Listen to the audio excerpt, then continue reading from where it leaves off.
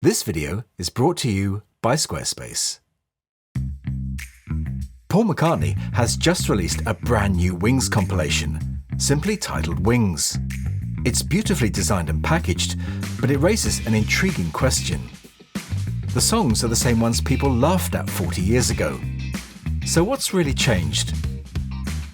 I'm Andrew from Parlogram, and today we're asking, have Wings changed, or have we? For decades, Wings have been one of the strangest cases in pop history.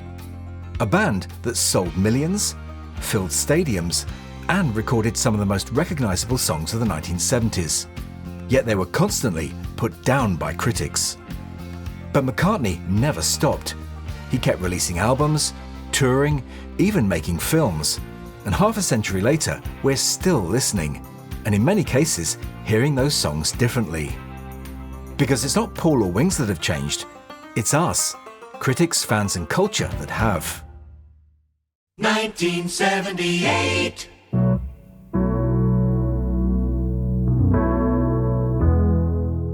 Initially conceived as a double album titled Cold Cuts, which would have coupled hits and outtakes, Wings' Greatest was released on the 1st of December 1978, between London Town and Back to the Egg. Wings' Greatest arrived just in time for Christmas, just as Paul was regrouping with a new lineup that included Steve Holley and Lawrence Juba. Credited simply to Wings, but actually pulls from several lineups, and even ignores major singles like Helen Wheels and Listen to What the Man Said, among others. Chart-wise, it performed well, 32 weeks on the UK chart, peaking at number 5, helped by a memorable TV ad which has just been cleaned up and re-released on YouTube. Band on. A bit flat, mate. I only checked him this morning. Band on the run. Wings out now. Band on the run. The artwork, created by Paul and Linda with Hypnosis, features a striking bronze and marble statuette of Semiramis. According to this contemporary newspaper story, Paul and Linda discovered the piece while browsing a Sotheby's catalogue at home one evening. Paul bought it personally and decided it would make the perfect image for the album cover. Wanting snow in the shot, he had the statuette flown by helicopter to the Matterhorn in Switzerland to capture the snowy scene. Today, the original statuette still resides in his office at MPL in Soho Square, London. Initial copies came with a large poster featuring a band portrait by Clive Arrowsmith on one side and a shot by Angus Forbes on the other, making it one of the most visually striking McCartney releases of the decade.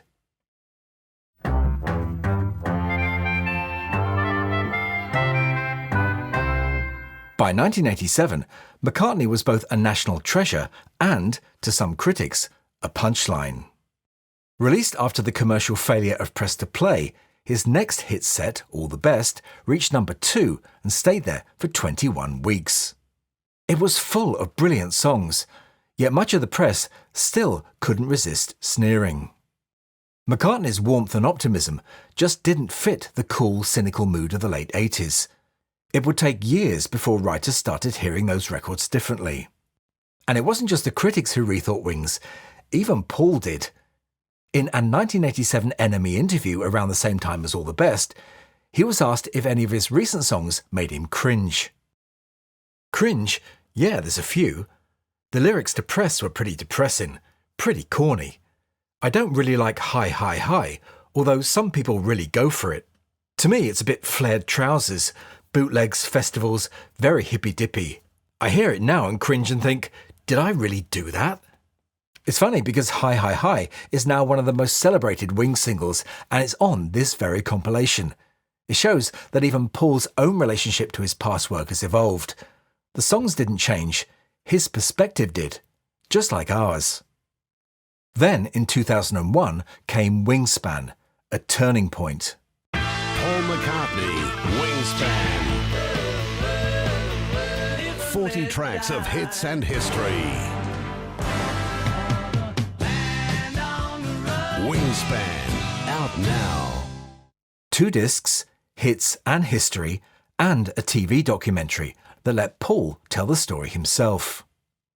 In the UK, it entered the charts at number 5, sold incredibly well, and for the first time, critics began to reconsider Wings seriously. For many fans, and a few humble journalists, Wingspan was the moment the sneers started to fade. Before we get to the new Wings compilation, I want to quickly show you something that's been really useful for me, and that's Squarespace. Whenever I research or catalogue vinyl for the channel, I end up with pages of notes, images and sound samples. So I've been using Squarespace to build a small companion site where I can keep all of that in one place, and it's made a huge difference. What I really like are their cutting-edge, easy-to-use design tools. Their new Blueprint AI feature can build you a stylish, professional-looking site in minutes. And from there, you can tweak everything with their state-of-the-art drag-and-drop editing and their award-winning templates. It also has SEO tools built in, which means if you're a musician or small label, your site can actually show up on search and reach the right people. And if you want to sell something, merch, records, or even access to exclusive content like blogs and videos, it's all there too, fully integrated. So if you'd like to give it a try, head to squarespace.com for a free trial. And when you're ready to launch, go to squarespace.com/Parlogram to save 10% off your first purchase of a website or domain.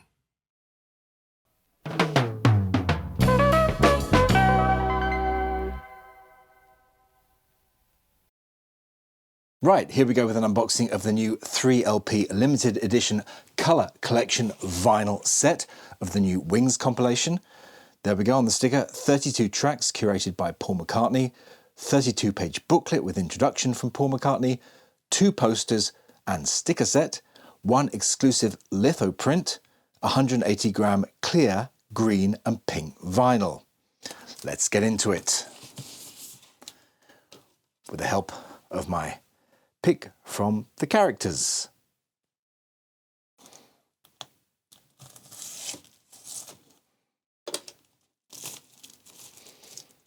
We'll take the shrink completely off, but as it's got a hype sticker on it, we'll save it and pop it in the box for safekeeping. There we go. Really good packaging, attractive packaging on this one.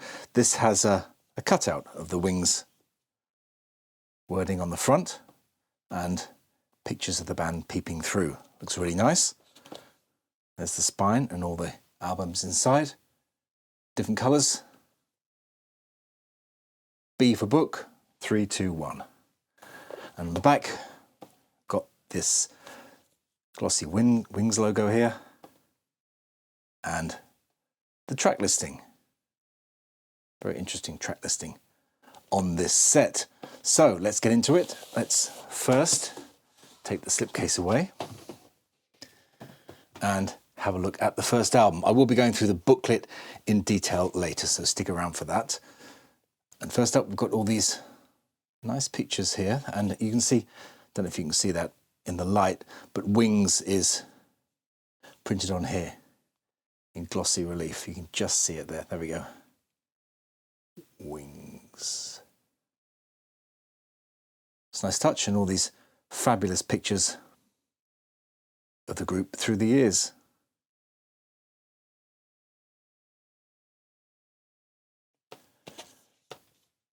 On the back, got more pictures and the track listing on this particular album. Also shiny, gives it a nice quality feel.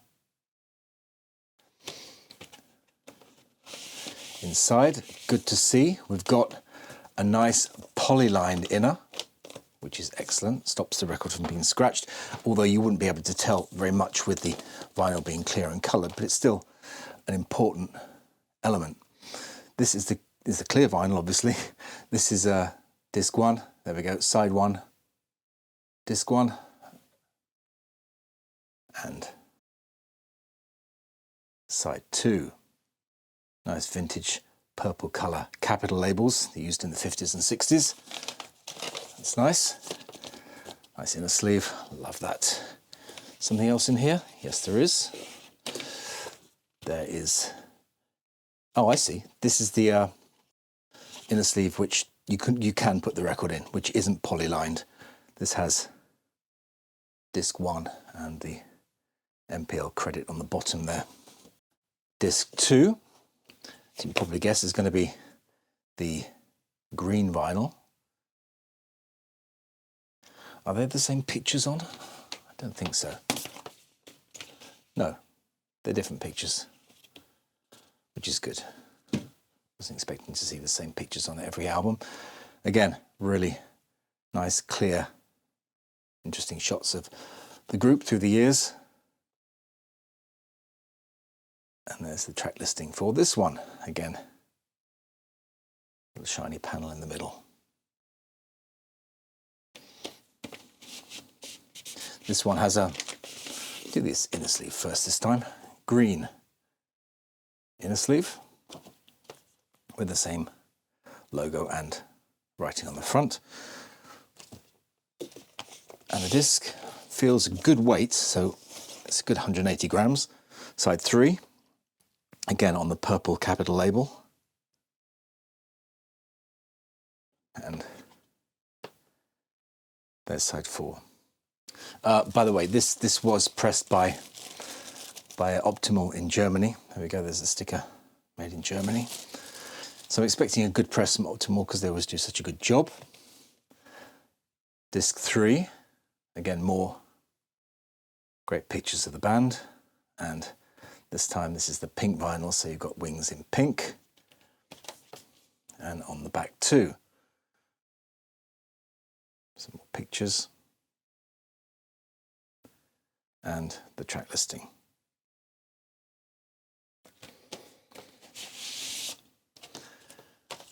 Same procedure. You've got the cosmetic coloured inner, which isn't lined. I don't think I'll be putting the disc into that. And you've got the protective poly-lined inner,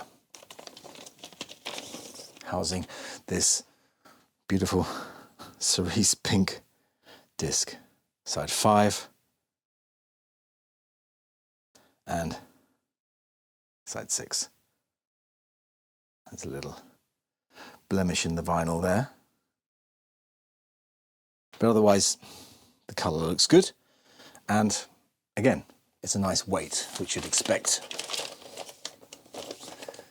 I mean, weight doesn't really indicate good sound quality, but it gives it a nice premium feel, which is important with these things. Nice covers. Let's have a look, or a closer look, at the booklet. But before we do that, let's deal with these little pieces at the back. So, this is going to be a poster. Yeah, it's a fold-out poster like this one. There you go, one three panel poster. Really nice thing to look at while you're listening to the album. These might be the ones on the inner sleeve. Are they the ones on the inner sleeve? That's the same, so that's first, second and third. Okay, so you can look at all those pictures without being bothered by the Wings logo and the track listing. Another poster here by Humphrey Ocean. Artistic, really nice. Stylized portraits of all the members of Wings. And the logo too. I like that. I like that artwork. Excellent. And this is a sticker sheet. We saw a sticker sheet in the John Lennon Power to the People set, and here's one in the Paul McCartney and Wings set. Nice to have the option if you really wanted to stick these on some things, and you know, why not? That's what they're for. Be quite cool. Next up, we've got this is a print, yeah, this is an art print on sort of quite thick art card. Humphrey Ocean's logo of Wings, there we go. Okay, now let's have a detailed look at the booklet. There we go on the right, we've got an introduction by the man himself.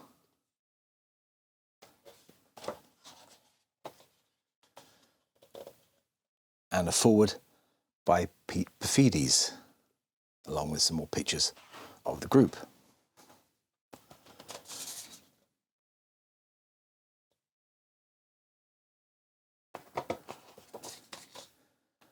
So, starting chronologically, we've got Wings Wildlife, 1971, with some nice shots of the album and associated pictures of the tour, of the bus. 73, onto Red Rose Speedway. Again, you can pause and pinch and zoom if you want to have a closer look. Band on the Run, next, with some nice original artwork.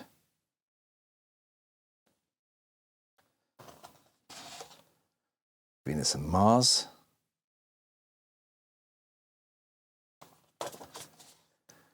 The Speed of Sound. Surely going to be the next album to be released in the series. Wings Over America.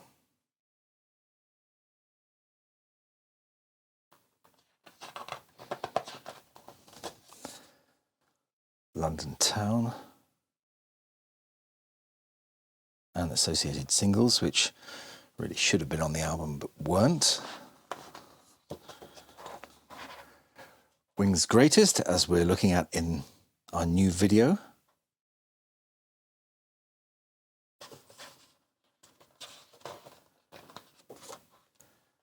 Back to the Egg. And all the albums together. And Humphrey Ocean's Wings logo again. And then we've got all the credits for all the songs. And yeah, production credits on this page. Okay, let's have a look at the CD set.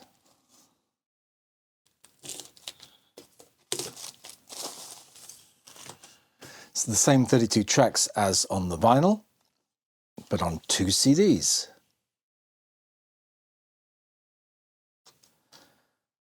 There's all the pictures that were on the inner sleeves of the records.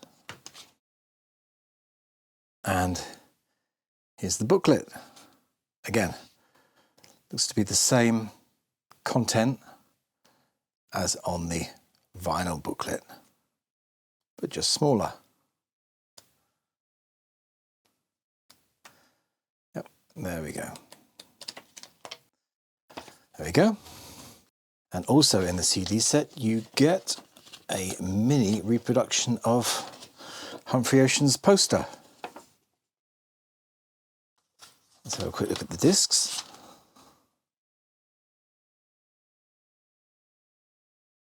And that nice vintage purple capital label.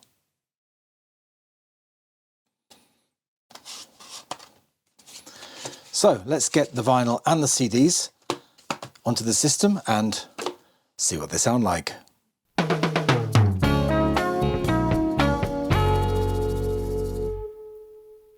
Wings Greatest had a total running time on vinyl of just under 55 minutes, nearly 27 minutes on side 1 and 28 on side 2, which is almost unheard of in today's cutting standards. Its cutting engineer Nick Webb, who started his career assisting on the Beatles' Abbey Road, did a fantastic job squeezing it all in. Despite the long sides, it has a warm, friendly sound that's remarkably easy to listen to. All the Best, meanwhile, was much more generous to the grooves, no more than 21 minutes per side. But in Europe at least, it was a DMM, Direct Metal Master Cut.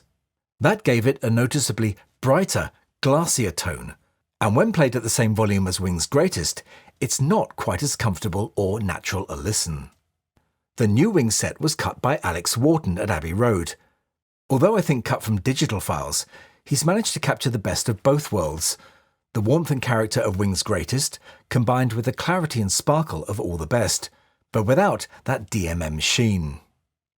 The records themselves were pressed at Optimal in Germany, and they've done an excellent job. The 3 coloured vinyl discs in my set look superb, if, of course, you like that sort of thing. Otherwise, this set is available on black vinyl.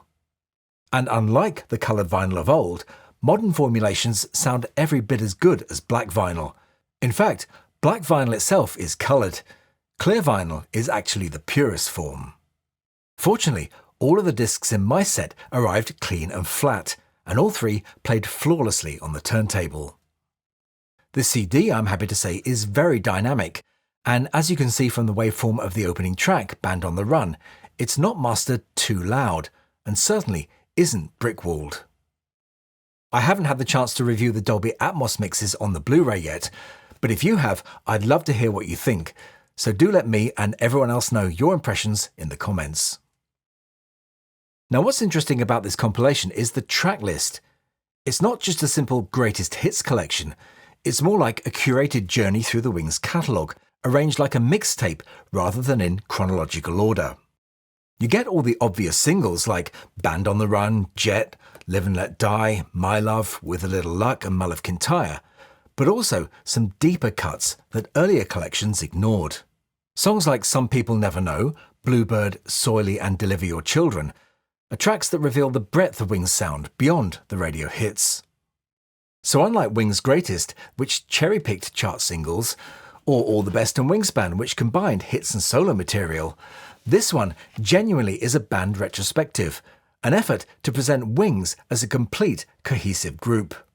It's also the first time several of these songs have been mastered in Dolby Atmos, available on the Blu-ray edition. So what's really different this time isn't the music, it's us. When Wings' Greatest came out, critics were still punishing Paul for not being John. By All the Best, they'd turned him into a guilty pleasure. And by Wingspan, they were finally admitting that maybe, just maybe, he'd been right all along. So have Wings changed? No, they've always been melodic, ambitious, and unmistakably Paul. It's us who've changed. We've learned to appreciate melody again, to value musicianship, and to stop confusing seriousness with depth. And that's why this compilation matters, not because it brings new songs, but because it celebrates a band that was right there in plain sight all along. It's taken 50 years, but maybe at last we've caught up with Wings. So what do you think? Have Wings changed, or have we? Do let me and everyone else know your thoughts down in the comments. And before I go, I just want to say a huge thank you to everyone who subscribed to the channel. We've just reached that magical 100,000 subscriber milestone, which honestly still feels surreal. It means the world to me that so many of you have come along on this journey, and I think 2026 is going to be a really exciting year for the channel. But before that, of course, there's the small matter of a new Beatles anthology in just a couple of weeks, so I hope you'll join me for our full in-depth coverage of that. But that's all for this one, so I'll say bye for now, and thanks for watching.